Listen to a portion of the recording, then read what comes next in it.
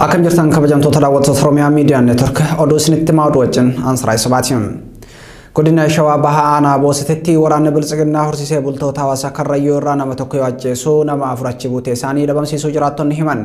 Oduma wal fakkaatuun godina Shawaa Lixaa Aanaa Iluu Galaanitti waraanni Biltsiginnaa namoota nagaa 5 kaleessa bakka tokkotti ajjeesuun dhagamee jira. Muhammad Fantaallee dabalata qaba. Horsiisaan bultoota Hawaasaa Karrayyuu sababa hongee munaatiif aanaa Fantaalleerraa gara aanaa Boosatetti godaanantu waraana mootummaatiin hiraarfamaa jira jedhu jiraattonni. Kamisa dabre waraanni mootummaa ijoollee 5 horii eegan bakka haroo Odaa jedhamutti itti dhufuun deemaa bakka woboon jiru nu geessaa jechuun maatii irraa fageessanii lubbuu nama tokkoo galaafachuun afuran gammaatti eessa akka geessan wanni beekamu hin jiru jedhan jiraattonni yaada isaanii Oromiyaa Miidiyaa Neetworkiif kennan. Ijoolleen kun hundi isaanii umrii 15 hanga 17 kan hin caalle ta'uutu ibsame. Maatiin ijoollee isaanii barbaacham gaafa waajjira poolisii deeman reeffa ijoollee keessanii bosona keessa barbaaddadhaa. Kana booda bakka woboon jiru kan waraana mootummaatti agarsiisu isin jechuun doorsifamaa akka turan jiraattonni ni himu. Waraanni mootummaa waraana bilisummaa Oromoo adamsuuf jiraattota nagayaa bakka woboon jiru nutti agarsiisaa jedhee of dura buusuun ajjeesuu akka tarsiimoo lolaatti fayyadamaa jiraachuutum ifoome. Oduma wal fakkaatuun godina Shawaa Lixaa Aanaa Iluu Galaanitti waraanni Biltsiginnaa namoota nagaa 5 kaleessa bakka tokkotti ajjeesuun dhagameera. Namoonni nagaan kunneen ganda Irgoo Waashamoo keessatti waraana bilisummaa Oromoo deeggartu jedhamuun ajjeefamuu jiraattotaatum OMN hime. Namoonni ajjeefaman Jabeessaa Likkisaa, Fiqaaduu Xaasoom, Dhugaasaa Taayyeem, Lalisaa Barsiisaa fi Lalisaa Yiggazuu jedhaman jedhan jiraattonni. Namoonni Boddosaa Likkisaa fi Korree Nagarii jedhaman ammoo rasaasaan rukutamanii du'aa fi jireenya gidduutti akka argaman ibsameera. Kanneen manni jalaa gubates danuudha jedhameera. Waraanni mootummaa Aanaa Iluu Galaan gandam Irgoo Waashamoo keessatti ajjechaa suukanneessaa uummata nagaa irratti raawwate kun manneen uummataa gubee loon dabalatee qabeenya hedduus akka saame maddeen ibsanii jiru. Barsiisaa Jaallataa, Calqaa Jaliilaa fi Tafarii namoonni jedhaman warra manni duraa barbadeeffamee fi qabeenyi duraa saamame keessatti akka argaman gabaasa maddeen irraa beekuun dandameera. Jiraattonni ganda Irgoo Waashamoo warri humna qaban bosonatti kan baqatan yoo ta'u kanneen humna hin qabne manguddoonni fi daa'imman gandichumatti kan hafanii fi dararaaf kan saaxilaman ta'uun ibsameera. Jimaata darbee hidhattoonni mootummaa Biltsiginnaa godina Qeellam Wallaggaa magaalaa Alimixii jedhamtu keessatti qabata waraana bilisummaa Oromoo deeggartan jedhuun Oromoota nagaa 6 haala suukanneessan ajjeesuunis himameera. Godina Wallagga Bahaa Aanaa Kiiraamuu ganda guddinaa jireenyaatti haleellaa humnoota shororkeessitoota Amaaraatiin lubbuun dubartoota 3 darbuun dhagame. Namoonni hedduunis madaa'utu ibsame. Na'imaa Umarra dabalata qabdi. Godina Wallagga Bahaa Aanaa Kiiramuutti humnootiin shororkeessitoota Amaaraa haleellaa irra deddeebiin geessisaa turanii jiru. Haleellaa garee kanaatiin namoonni hedduun ajjeefamuu ragaaleen ni mul'isu. Qabeenyi hedduunis mancaafame. Ummanni qe'ee isaarraa godaanuuf hanga dirqamutti gahee jiraa jiraattonni. Jiraattonni Oromiyaa Miidiyaa Neetworkiif yaada isaanii kennan tibba kanas gareen shororkeessitoota Amaaraa kun irra deebiin haleellaa baneeti jira. Haleellaa humnoonni shororkeessitoota Amaaraa bifa haaraan bananiin dubartoonni 3 ajjeefamuu jiraattonni himani. Dubartoonni ajjeefaman maasaa qonnaa irra hojiif oolanii galaa osoo jiranii ajjeefamanii jiraattonni. Daa'imman isaanii xixiqqoon gariin fiiganii harkaa yoo bahan warri kaan immoo erga to'atamanii gadi lakkifamuu isaanii odeeffannoon Oromiyaa Miidiyaa Neetwork dhaqqabe ni addeessa. Namoonni hedduun birootis madaa'uu himanii jiru jiraattonni.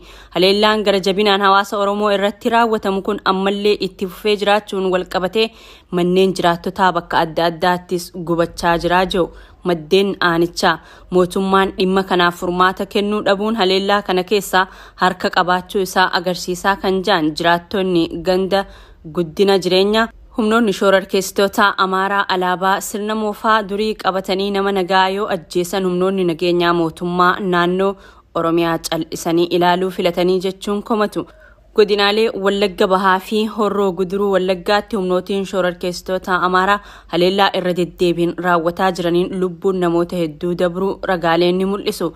Qabeenyi guddaanis godinaalee kanneenitti uummata Oromoo jalaa mancaafamuutu himama. Oduu qaala'insa jireenyaatti yoo darbinu qaala'insi jireenya lammiilee Itoophiyaa akkaan qoraa jiru yeroo gabaabaa keessatti fooyya'uu hin danda'u jedhan aangawoonni mootummaa fi ogeeyyiin diinagdee. Ogeeyyiin diinagdee BBC'n dubbisee qaala'insi jireenya Itoophiyaan keessa jirtu yeroo gabaabaa keessatti fala argachuu danda'a jedhanii dubbachuun gowwoomsuu ta'aa jiran. Ogeeyyiin gariin ammoo mootummaan tarkaanfilee ijoo yoo fudhatee dafee wayyaa'uu danda'a jedhu bal'inni oduu kanaa Muhammad Fantaallee irraa dhageenya. Ogeeyyiin diinagdee yaada kennaniin qaala'insi jireenyaa Itoophiyaan keessa jirtum yeroo gabaabaa keessatti fala argachuu danda'a jedhanii dubbachuun ulfaataa ta'uu himu. Ogeeyyiin gariin mootummaan tarkaanfilee ijoo yoo fudhate waggaa tokko keessatti wayyeessuun akka danda'amu tilmaaman. Kunis sababoota ijoo rakkoo kanaa adda baasuu wajjin akka wal qabatu dubbatu. Tajaajilli istaatiksii Itoophiyaa gabaasa ji'a bitootessaa baasen qaala'insi gatii ji'a wal fakkaataa bara darbee wajjin yoo madaalamu dhibbeentaa 34.7 dabaluu beeksisee ture. Qaala'insi gatii kun wantoota nyaataaf oolan kan akka kuduraa fi muduraa, midhaan dheedhii, mi'eessituu fi wantoota akka zayitaa, dhadhaa fi buna irrattis mul'achuu ibsee ture. Jiraattonni magaalota garaagaraa mindaa ji'atti argataniin jiraachuun akkaan rakkisaa ta'uu wayitii garaagaraatti yaada miidiyaaleef kennaniin himachaa turanii jiru. BBC'n gabaasa isaa keessatti torbanoota duraa pirezidaantiin mootummaa naannoo Oromiyaa Shimallis Abdiisaa walgahii hooggantoota naannichaa waliin taasisan irratti dhimma qaala'insa gatii kaasanii ganaa itti fufam hirmii baafadhaa ganaa itti fufa jechuun dubbii dubbatan yaadachiiseera. Oomishni qonnaa midhaan dheedhii kan indaastirii keessaa bahum kuduraa fi muduraan hanga dhibbeentaa 100 dabaleera kan jedhan ogeessi diinagdee Dr. Guutuu Teessoo jireenyi biyya kanaa kan ittiin ulfaanne yoo jiraate dhibbeentaa 5 hin caaluu jedhu. Isaaniyyuu warra malaammaltummaan durooman warra daldala keessatti karaa qaxxaamuraa duroomanii jechuun rakkoo gama kanaan jiru akkanaan hammaachuu himu. Gubbaa ministeeraa kaasee hanga godadaaf qaambulaatti hanga jiraachuu dadhabanitti gaheeraa jedhan. Ogeessi kun naannoleen oomishaan beekaman nagaa dhabuunii fi hariiroon biyya alaa Itoophiyaa qormaata keessa jiraachuun sababoota ijoo ta'uu dubbatan. Dhimma diinagdee Itoophiyaa irratti barreessuun kan beekaman Abdul Mannaan Muhammad gama isaaniitiin mootummaan sababoota qaala'insa diinagdeeti jedhee wanti irra deddeebiin dubbatu sababa ijoo booddechi kan dhiibe akka ta'e himu.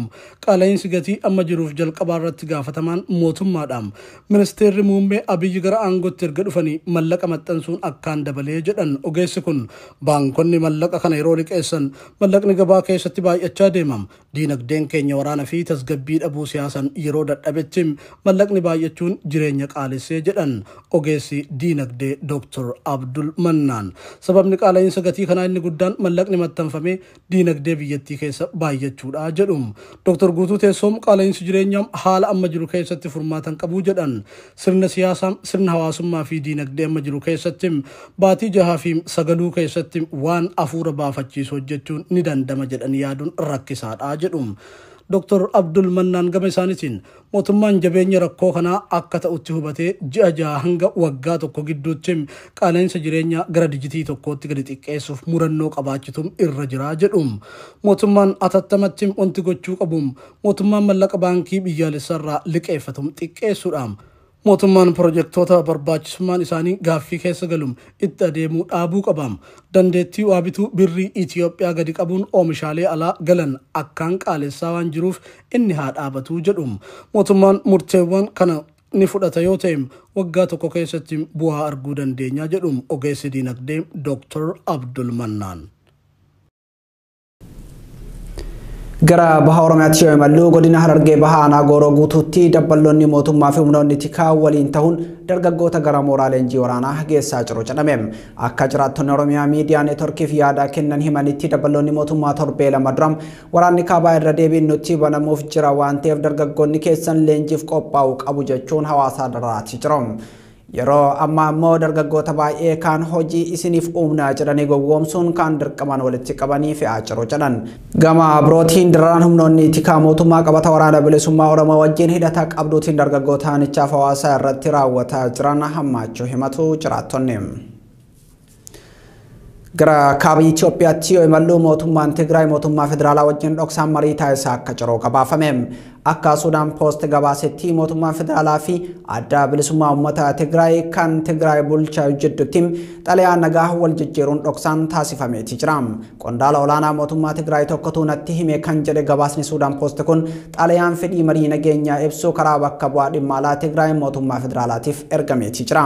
Mariin nagaa gareewwan lamaan gidduutti ifaan jalqabamuu baatus karaa alkallattiitiin mariin taasisaa jiraachuu isaanii gabaasaaleen mul'isan bahaa kan jiran yommuu ta'u mootummaan federaalaa federaalaa haaldureewwan mootummaan Tigraay dhiyeesse kufaa taasisuu isaa gabaasa kana keessatti hirameetii jira. Qondaalli mootummaa Tigraay eenyummaan isaanii hin ibsamin kun haaldureewwan mootummaan naannoo Tigraay dhiyaatan mootummaa federaalaa biratti fudhatamuu dhabuun marii nageenyaa jedhameef gufuu ta'uu akka danda'u ibsaniitii jiru. Jalqaba bara 2022 pirezidaantiin mootummaa naannoo Tigraay Dr. Dabratsiyoon Gabra Mikaa'el turtii BBC waliin taasisaniin mootummaa federaalaa wajjin karaa naannawaatiin mari'ataa jirra jechuun dubbataniitii jiru. Oduu waraanatti yoo darbinu ammoo dubbii himaan mootummaa Tigraay Geetaachoo Raddaa humna ittisa Tigraay fi humna waraana Eertiraa jidduutti tibbana lolli jabaan adeemsifamu ibse. Sanbataa fi dilbata darbee lolli cimaan karaa Shiraarootiin humnoota lamaan jidduutti adeemsifamuun wiixata kaleessaa karaa fuula Tiwiitaraatiin kan ibsan qondaalli olaanaan Tigraay Geetaachoo Raddaa humnoota Eertiraa irraa miidhaa dhaqqabsiisuu ibsaniitii jiru. Kutaan waraanaa Eertiraa 57ffaa fi 21ffaan haleellaa humnoota Tigraay irratti fudhatus qondaalli kun ibsaniitii jiru. Kutaaleen waraanaa lamaan mootummaa Eertiraatiin bobbaafaman bakka Diwaallaam jedhamutti humnoota mootummaa naannoo Tigraayin wal waraanuu isaanis ibsameetii jira. Loltoonni Eertiraa ajajaa birgeedii tokko dabalatee ajajoonni kutaa waraanaa 3 fi loltoonni 300 ta'an ajjeefamuu fi madaa'uu qondaalli mootummaa naannoo Tigraay kun barruu isaanii kanaan eeraniitii jiru. Meeshaaleen waraanaa hedduunis loltoota Eertiraa harkaa humna ittisa Tigraayin booji'amuu himaniitii jiru.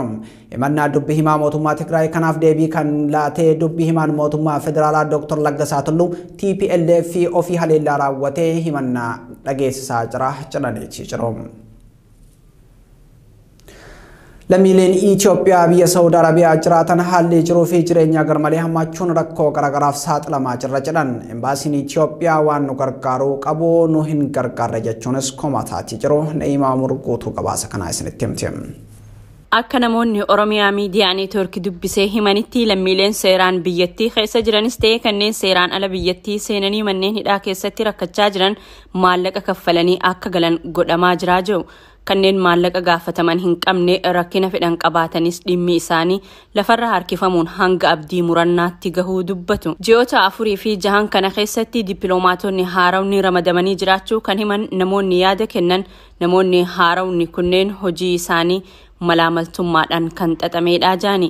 Bakkichatti kanneen ramadaman dippiloomaatonni kunneen hiree kanatti fayyadamuun waan hunda maallaqaan akka hojjetan himaniiti jiru.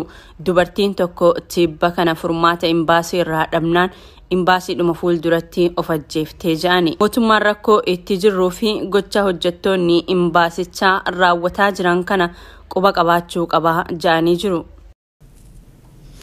Oduun har'aaf qindeeffannee kana fakkaata. Qophiileen Oromiyaa miidiyaa neetwoorkii itti fufuu turtii gaarii.